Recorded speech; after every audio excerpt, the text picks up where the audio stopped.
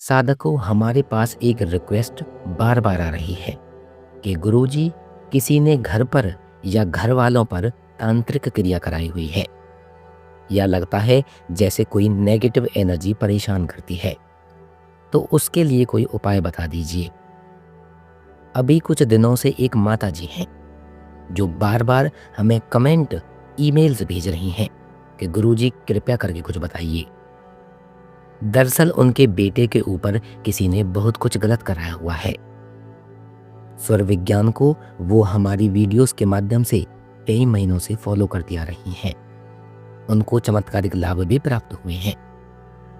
तो उनकी और हमारे अन्य माताओं और बहनों की डिमांड पर आज हम आपको एक ऐसा उपाय बताने जा रहे हैं जिसको करने से किसी भी तरह की बुरी एनर्जी हो, तांत्रिक क्रिया किसी ने कराई हुई हो, एकदम 100% दूर हो जाएगी।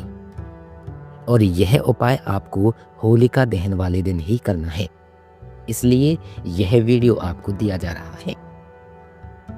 इसमें बताई गई सामग्री आपको आसानी से बाजार से मिल जाएगी। आप बाजार में कहीं भी कोई पूजा वाला जिस पे पूजा का सामान मिलता हो, वहां से आप इस सामग्री को ले सकते हैं।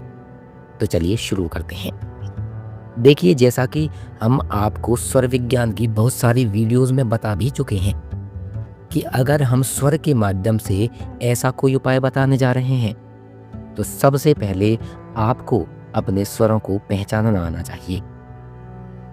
अगर आप पहली बार चैनल पर आए हैं और आपने स्वर विज्ञान के बारे में कभी सुना भी नहीं, तो आप आज की इस वीडियो में बताए तरीके को आजमा कर देखिए।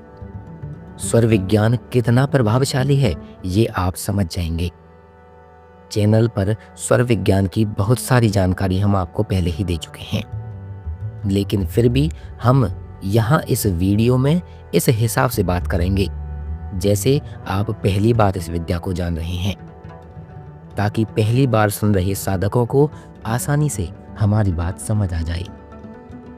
और यदि आप पुराने व्यूअर्स हैं तो आप वीडियो को थोड़ा बढ़ाकर सीधा उपाय की जानकारी पर लेकर जा सकते हैं। देखिए, स्वर विज्ञान पूरा का पूरा हमारी सांसों पर निर्भर है। हर घंटे हमारी दोनों नाग छिद्र में से कोई एक बंद या खुली होती है। मतलब अभी अगर आपकी सीधे हाथ की तरफ वाली नाक के छिद्र में से हवा आ जा रही है तो आपकी उल्टे हाथ की तरफ वाली नासिका छिद्र बंद होगी। आइए इसे और अच्छे से समझते हैं।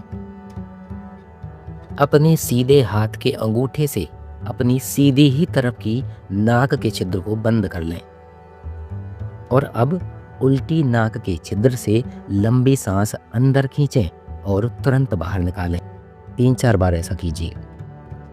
अब अंगूठा हटा लीजिए और अब उल्टे हाथ के अंगूठे से उल्टी तरफ के नाक के छिद्र को बंद कर लीजिए। सीधी नाक के छिद्र से सांस अंदर लीजिए और बाहर छोड़िए। यहां भी आपको 3 से 4 बार सांस अंदर बाहर करनी है। बस अब आप आसानी से पता लगा पाएंगे कि कौन सा स्वर आपका चालू है।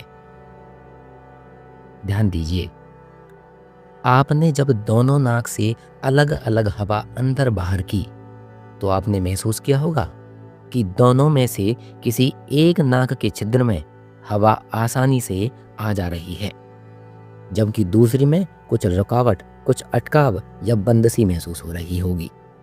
अब जिस नासिका में आपको हवा का आना जाना सुगमता से महसूस हो रहा था, आपको लग रहा था कि ये वाली नाक के छिद्र में हवा आसानी से आ जा रही है, बस वही नासिका छिद्र आपका जागृत है। मतलब वही स्वर आपका चालू है। साधकों, उल्टे हाथ की तरफ वाले नाक के छिद्र को चंद्र स्वर और सीधे हाथ की तरफ वाले नाक के छिद्र को सूर्य स्वर बोला जाता है। और हमें इन दोनों स्वरों की ही सबसे ज्यादा जरूरत पड़ती है अपने भौतिक सुखों को पूरा करने के लिए। एक तीसरा स्वर भी होता है जिसे सुषुम्ना स्वर बोला जाता है। यह मोक्ष नाड़ी के नाम से भी जाना जाता है। देखिए, जब यह जागृत होता है तब कोई भी सांसारिक काम बिल्कुल भी नहीं करना चाहिए। साधकों, जब स्वर बदलते हैं, मतलब मान लीजिए अभी आपका सूर्य स्वर चल रहा है, तो 1 घंटे के समय के अंतराल के बाद आपका चंद्र स्वर चालू होगा। और जब यह चालू होगा, मतलब बदलने से पहले 4 मिनट के लिए आपकी दोनों नासिका छिद्रों से बराबर बराबर हवा का आना जाना आपको महसूस होगा। तो उस समय समझ जाइए कि आपका सुषुम्ना स्वर चला हुआ है। आप हमारे चैनल पर विजिट करके डिटेल में सारी जानकारी ले सकते हैं। तो चलिए, आपने पहचान करना तो सीख लिया कि कौन सा स्वर आपका जागृत है। इस उपाय को करने के लिए आपको कुछ सामग्री चाहिए होंगी, जिनमें से सबसे पहली है एक सूखा गोला, दूसरा जौ, तीसरा काले तिल और चौथा कच्चा धागा या जिसे कच्चा सूत कहते हैं। आपको करना क्या है?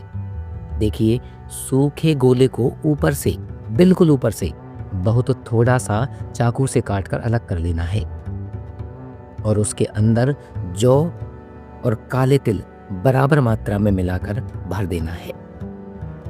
अब जो भाग काटकर अलग किया था, उस छोटे गोले के हिस्से को वापस उसी पर चिपका देना है, गोले पर ही। चिपकाने के लिए आप आटे का भी इस्तेमाल कर सकते हैं या आप फेविकॉल या फेविक्विक से भी चिपका सकते हैं। बस गोले के अंदर जो हमने सामग्री रखी है वो गिरे नहीं। इसके बाद आपको अपनी लंबाई या जिसके ऊपर आप यह उपाय करने वाले हैं उसकी लंबाई के बराबर, यानी उसकी हाइट के बराबर धागा लेना है। कच्चा सूत जो हमने बोला था वो वाला धागा लेना है आपको हाइट के बराबर, और यह गोले पर लपेट देना है। ये कर लेने के बाद आपको 21 बार एंटी क्लॉकवाइज सर के ऊपर इसको घुमाना है। ध्यान दीजिए, 21 बार और एंटी क्लॉकवाइज, और सूर्य स्वर के सगुन में आपको यह करना है।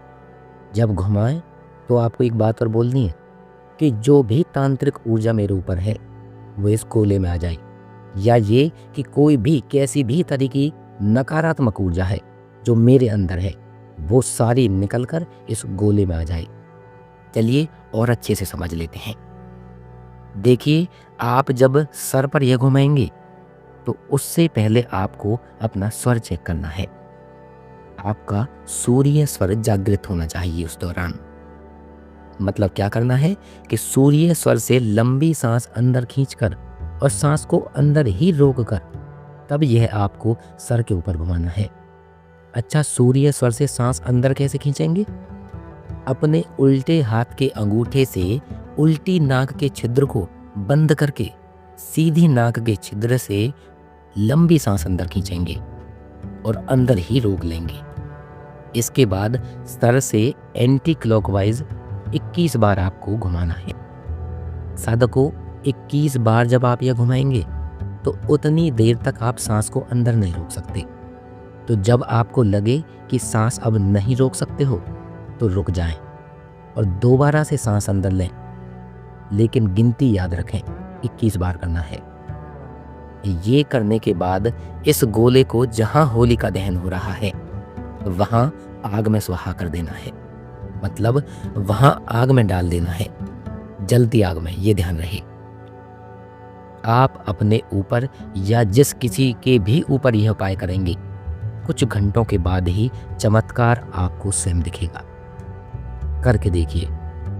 और यदि आपको लगता हो कि आपका कोई रिलेटिव, कोई दोस्त, कोई भी सगा संबंधी परेशान है किसी नेगेटिव एनर्जी से, तो आप उनको इस वीडियो को फॉरवर्ड करके पुण्य के भागी बन सकते हैं। आपका कोई पैसा इसमें लगना नहीं है। साधकों, हम आशा करते हैं कि यह वीडियो आपको जरूर पसंद आई होगी।